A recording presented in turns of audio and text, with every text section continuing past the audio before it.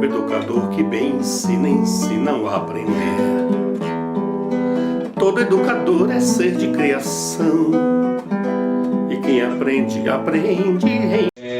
Mais recentemente, é isso que o Zé Lito já apontou, nós temos trabalhado lá no Laboratório de Arqueologia Guarani em Estudos da Paisagem com a ideia da patrimonialização dos saberes e dos objetos populares, né? Há uma entrada que é especificamente da arqueologia, né? Mas há também uma dimensão que eu acho bastante interessante, que dá para dialogar com o que foi colocado aí pelos colegas, dos saberes, né?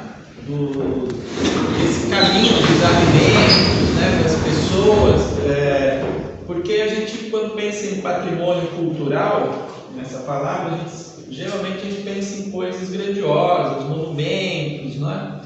Mas, na verdade, esse projeto que a gente tem trabalhado, a gente tenta dar, então, um novo significado, ressignificar e valorizar o patrimônio do povo, né? E a alimentação pode ser, inclusive, um caminho para isso. Nós temos a ideia que temos discutido aqui na São Bento, a partir de achados arqueológicos, justamente no lote do Zé Lito, é a de implantar um ecomuseu, um museu comunitário, algo que tem também esse papel de formação, de diálogo, de aproximação da comunidade com a sua própria história e a história do local, do lugar, né, do território.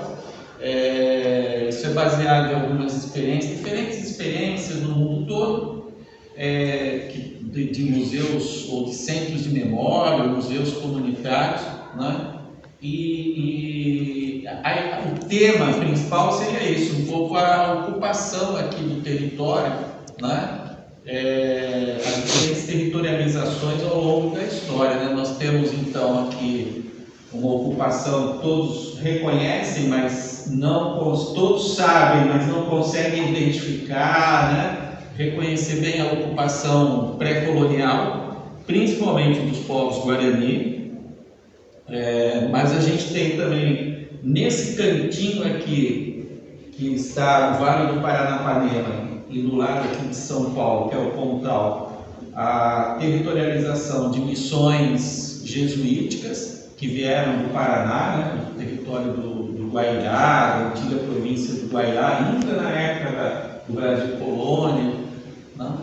E essa territorialização mais contemporânea, né, que é da qual aqui os companheiros do MST são parte dessa história, né, da luta, né, das disputas territoriais, da luta pela reforma agrária, né?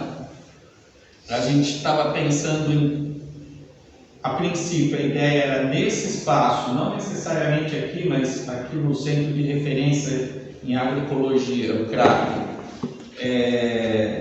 organizar um centro de memória, um ecomuseu com essas características, né? Aqui a gente tem só umas fotos aqui do sítio arqueológico, a gente chamou provisoriamente de assentamento São Bento, né? Um trabalho de campo, o material encontrado, isso ali no lote do Zé Lito. São cerâmicas? São cerâmicas Guarani. Tá? Nós também já temos um trabalho realizado, até com um pouco maior profundidade, num sítio arqueológico até mais rico, a jazida mais rica, no assentamento Tupã-Siretã, que fica lá em Venceslau, Presidente Venceslau.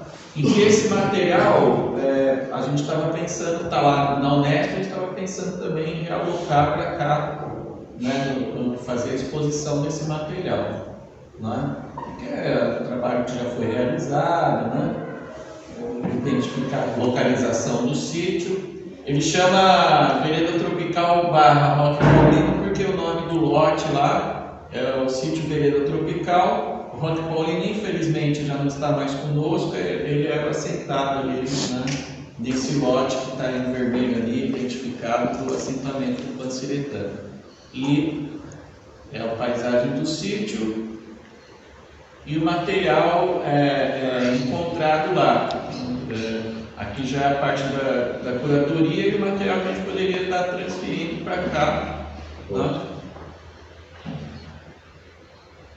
São machados, né? Lâminas, pedra polida, cerâmica decorada, típica guarani, né? Essa é coisa da cadeia que faz a curadoria, tudo aqui, do lar. Aqui já seria um exercício que a gente fez lá no laboratório de fazer a exposição, né, desse material. Aqui já é o que foi encontrado também em Guarani, aqui em Nação Bento, né? Também a lâmina pedra polida, que é uma coleção cerâmica também bem característica do Guarani, né? E o exercício de exposição. Então, fora isso, nós temos também, como eu disse, essa territorialização jesuítica aqui, não está muito claro. Lá em cima, entre São Paulo e o Guairá, que é o estado do Paraná, tem está marcando ali presença jesuítica aqui do lado de cá, do lado de cá do Paranapanema. Então aqui era a Espanha. Aqui era a Espanha. A tal da terra de Bolu, na verdade, é uma terra arrasada pelos bandeirantes, né? Tinha gente morando aqui, eles entravam, metiam fogo nas missões, matavam os padres e escravizavam os índios, levavam tudo embora. Então, aí depois, é terra de ninguém. É a terra que foi devolvida para o Estado, porque não tinha ninguém morando aqui. Quer dizer, mataram tudo, botaram os padres para correr e tiravam o meio do mato os padres. Sobrava um padre espanhol. Sobre os caminhos também, a gente já teve a oportunidade de falar principalmente com o Zé Lito. Falei com o Mineirinho também rapidamente outro dia. Mas nós temos duas pesquisas que na verdade discutem, uma mais diretamente, outra foi tangencial, os caminhos do Peaberu que passam aqui pela região do Paranapanema. A cidade de Narandiba, ela tem se vocês entrarem no site da Prefeitura de Narandiba, vai ter lá na área de turismo, vai ter lá o caminho do Peaberu. E aí a gente foi atrás para descobrir a partir da Prefeitura.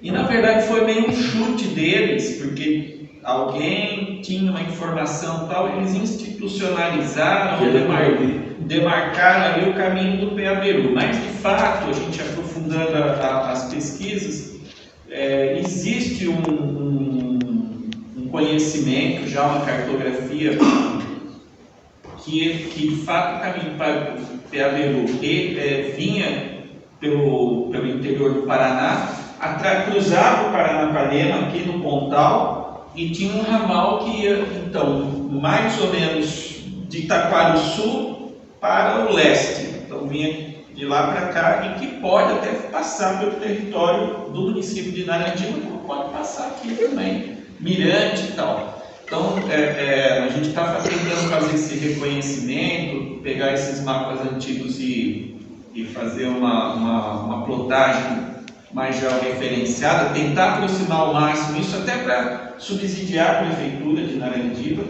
que eles querem mesmo tornar isso algo turístico lá, mas que também faz parte do escopo do que seria o ecomuseu, né, e essa discussão sobre essa territorialização do passado aqui, né, dos guaranis. Inclusive, outro dia eu estava conversando com o Zé Lito, falando sobre o sítio Taquaruçu. Professor, mas ali era um porto, né? Você me disse que era um porto que era usado para atravessar o gado, tal, mas é bem isso, quer dizer, esse porto, esse ponto onde era possível atravessar o Paranapanema, não veio do nada, não veio só quando se colonizou ultimamente aqui a Eles região. usaram os caminhos. Exatamente, isso poderia ser justamente, esse porto foi construído de forma um pouco mais moderna, digamos assim, em cima do ponto onde já fazia a travessia do rio, desde o período pré-colonial, os indígenas faziam essa travessia, né? A população pré-colonial fazia essa travessia ali e depois isso foi, né, transformado numa área que ficou até encher o lago, ficou como sendo o porto, né? Poderia até ser ali, a gente trabalha com a hipótese que ali pode ter sido o ponto de passagem desse caminho indígena Guarani que vinha do Paraná para cá, né? Mas o que importa é que a gente passar por causa do tempo. Antes de passar Aí a gente depois abre para Gerais, porque acho que facilita mais antes de passar para outro caso, eu quero dizer assim, acho que uma coisa, um foco importante que a gente está dizendo, tudo que a gente quer fazer tem que fortalecer a comunidade e gerar renda, a questão da renda, né? Então, um caminho desse, o ecomuseu pode atrair gente para visitar, acho que são estratégias de desenvolvimento, geração de renda, né? Isso que é importante para a comunidade. Então, aí o professor Baroni podia então retomar com a Marisa para reorganizar as propositivas para compartilhar, para a gente partir delas depois. Sim, aí eu vou estar procurando vocês para uma próxima reunião aí para a gente. sim. Podemos então, professor, seguir? Pode. Quem apresenta as meninas? Bahia? Vamos.